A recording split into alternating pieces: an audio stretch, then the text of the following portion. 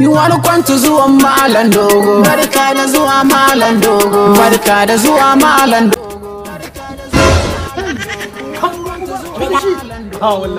Da zuwa Malam Dogo. Taɗi na zuwa.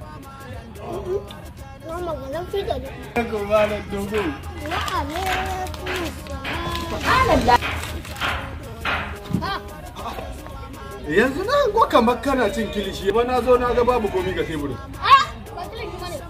Daga can dai yunwa ta saka hango kilishi. Yunwa ta sa na hango kilishi Malam Dogo?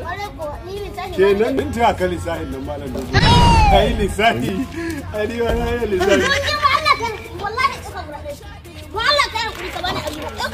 To kana aje ba a tita to aje mu. Wai na to. Malam Dogo? Da kilishi da kaza hudadi. To wallahi Malam Dogo ni in ina jan kilishi na in dinga tuno sunan kakannina da suka mutu tun shekara 2000 da ya wuce. Ita kuma kaza ina cin ta sai in ga kamar yau aka daura min aure. To ni ban san ma da daɗi ba.